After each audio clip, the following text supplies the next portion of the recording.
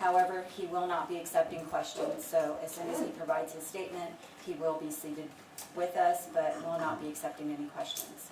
All right? So if everyone's ready, we'll go ahead and get started. Thank you.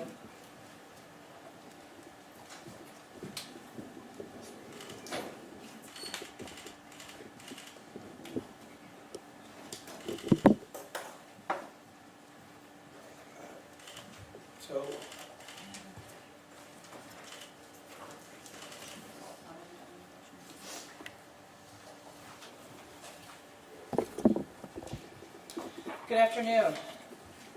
Thank you all for coming. I'm here to give you more details about the officer-involved shooting that occurred on Thursday at 1807 West Slaughter Lane. Again, this investigation is ongoing, and this information is preliminary, and I hope you all respect that. Though this was difficult and a tragic incident for everyone involved, I want to say to Mr. Howard's, the deceased family, that we know that his life mattered to you. We know that he was loved. What you're going to see in these videos is how quickly all involved, including the innocent bystander, Fernando Martinez, reacted to this threat and put their own lives at risk. As always, I want to thank our public safety partners, Austin Travis EMS, Austin Fire, forensics team. Everyone did a fantastic job here, and I know it's not easy for them to witness this, and it certainly takes its toll. So before I go over the incident of that afternoon, I do want to introduce Fernando Martinez. He would like to say a few words. He will not be taking any questions, but he has asked, and I've asked him if he'd like to say anything, and he would. Want to come on up?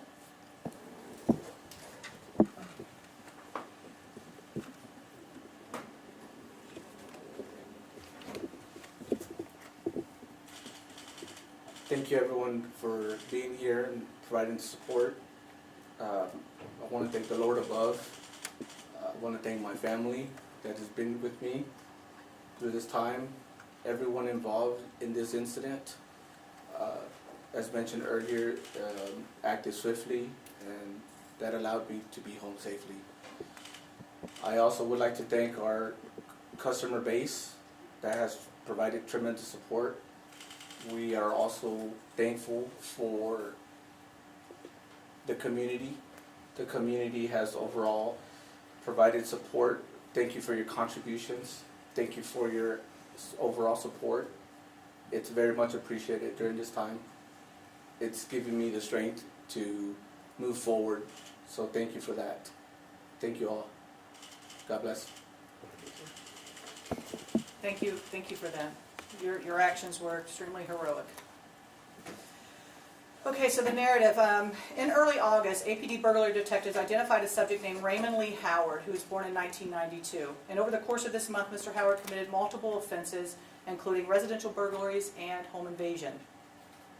During the various personal property items were taken, as well as firearms from these burglaries and home invasions. On Wednesday, August 27th, Mr. Howard committed a burglary out of a residence with a handgun. The owner was present, and due to the elevated risk posed by Mr. Howard, burglary detectives requested assistance from the Major Crime Suppression Unit. And also during this day, August 27th, DPS did have a vehicle pursuit with Mr. Howard as well. On Thursday, the 28th, at approximately 5 o'clock, the Major Crime Suppression Unit detectives conducted a fugitive operation, an undercover operation, at 1807 West Slaughter Lane in an effort to take Mr. Howard into custody. Now, this was an undercover operation where they were attempting to buy some stolen goods that he had in his possession. When Major Crime Suppression Unit detectives arrived at the location, they observed an individual matching Mr. Howard's description and then identified him appropriately. Detectives Gonzalez, Detective Pruitt, and Detective Cardona entered the business located at 1807 West Slaughter Lane and made contact with Mr. Howard. You'll see on the video that officers gave verbal commands to Mr. Howard to get on the ground immediately. What you'll see in the video is they entered, there was intel that there was one person in the store, a bystander, Mr. Martinez, and as the subject was exiting the store, officers came in, immediately gave him commands to get on the ground. He then backed up toward Mr. Martinez, and that's when the altercation began. Again, Mr. Martinez told investigators that he was in fear due to Mr. Howard's actions prior to the shooting. Again, Mr. Fernandez Mr. Martinez, your actions were very heroic that day, and I struggle to think of an officer hit or you more seriously injured during that, but you did a fantastic job, so I want to thank you for your heroic efforts. But despite these verbal commands, Mr. Howard failed to comply, raised his handgun, and discharged at least one round. Detectives discharged their department-issued firearms, striking Mr. Howard. Detectives detained Mr. Howard, attempted to render aid, but Mr. Howard was unfortunately pronounced deceased on scene. And Mr. Martinez was transported to a local hospital with non-life-threatening injuries where he, I believe, spent the night in the hospital and was released the next day. All right, we're going to go ahead and start with the first. This is Mr. Marcus Gonzalez's video. Craig Pruitt's.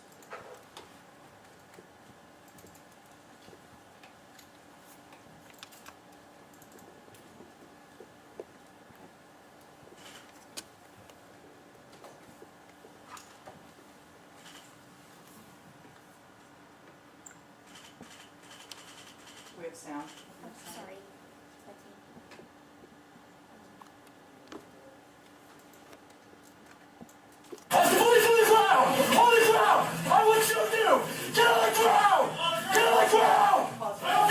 So before this, you can see at that point, he drops a phone. He's about 10 yards from the front door when officers initially entered the store. They immediately tell him they've got police written across their vests. They tell him, Austin Police, get on the ground. He immediately goes back toward Mr. Martinez. He drops his phone, this is his phone here, pulls the gun from his back right side of his waistband. At this point, so Mr. Martinez takes him into a hold and does a takedown of him. Again, at this point, he's pulled that gun right by him, and you could hear the first firearm that goes off is the shot that came from his gun. Go ahead. Let him go! Shots taken, shots fired, suspect down. So at this point, Mr. Martinez is being taken, officers are pulling him away from the subject and to render aid to Mr. Martinez as well. Okay, that's the end of that video. Yep, go ahead and just slow down.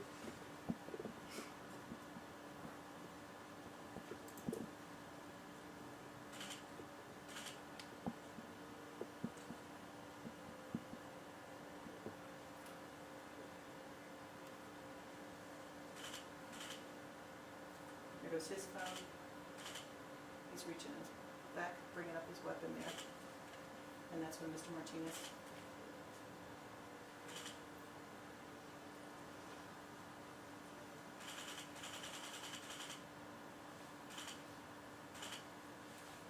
It was about this point when his gun discharges.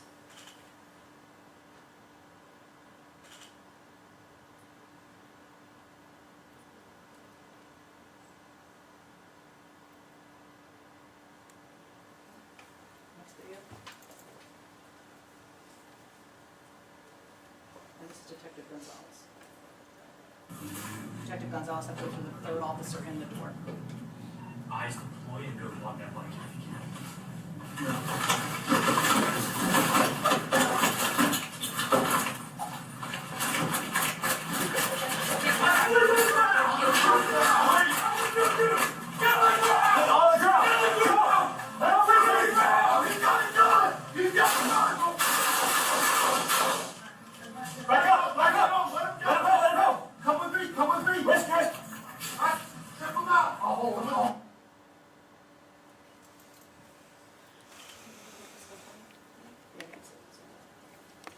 Yep.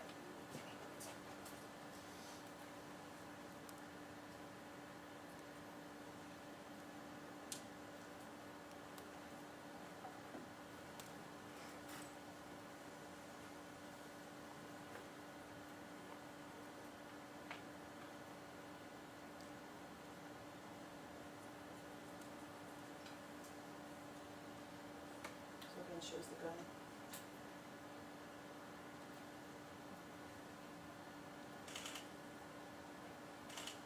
Okay.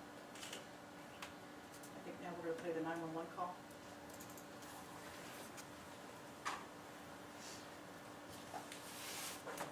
His bike is gonna be facing westbound, looks like he's getting off the bike now. He's eastbound towards Shafiq, walking eastbound towards, he's rolling. He walked into walk that bike in again. Shots taken, shots fired, suspect down. Shots taken,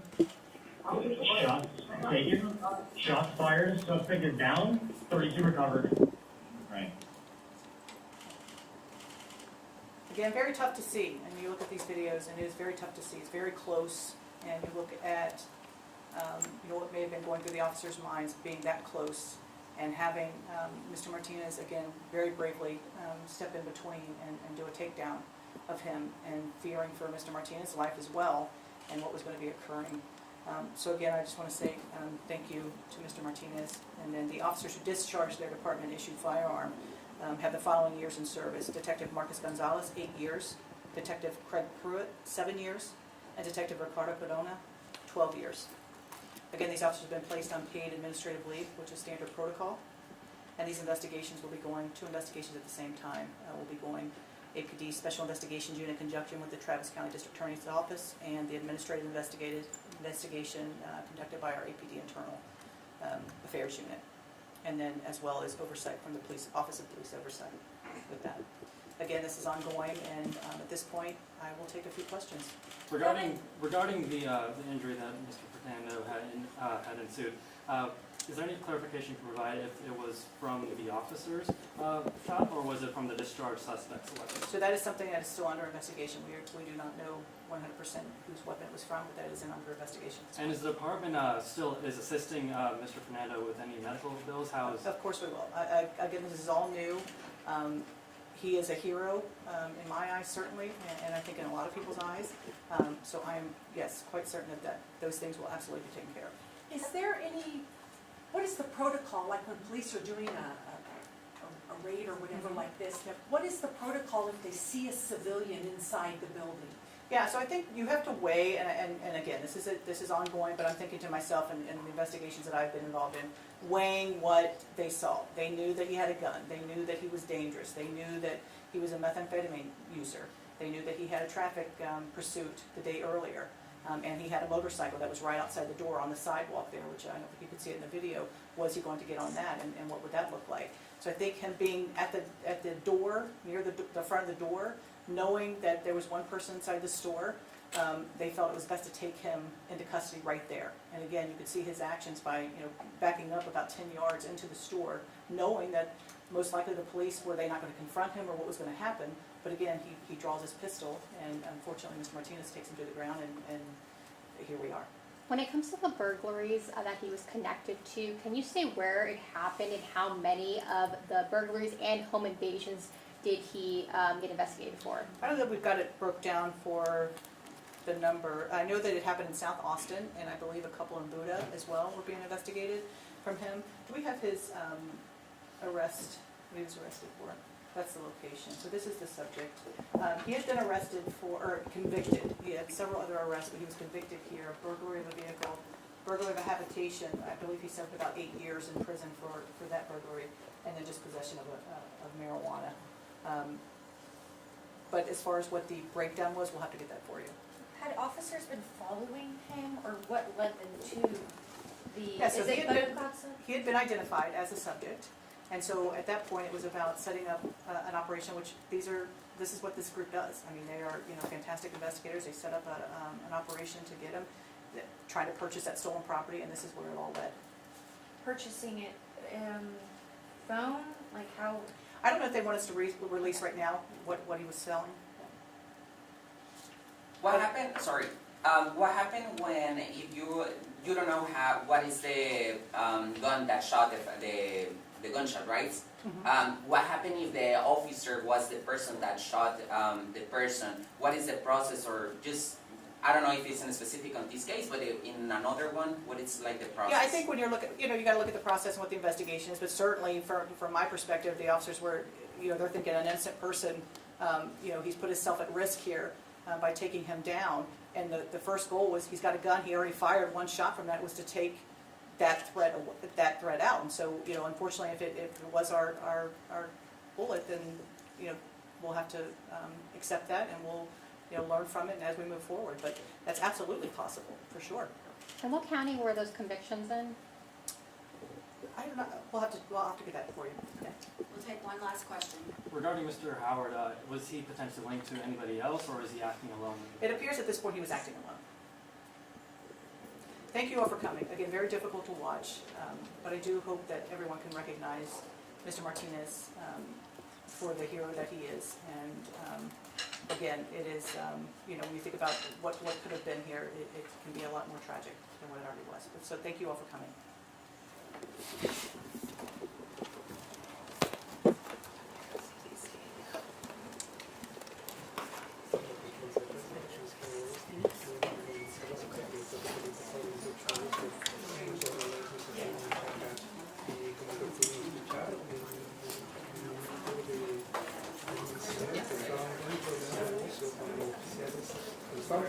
I know, I was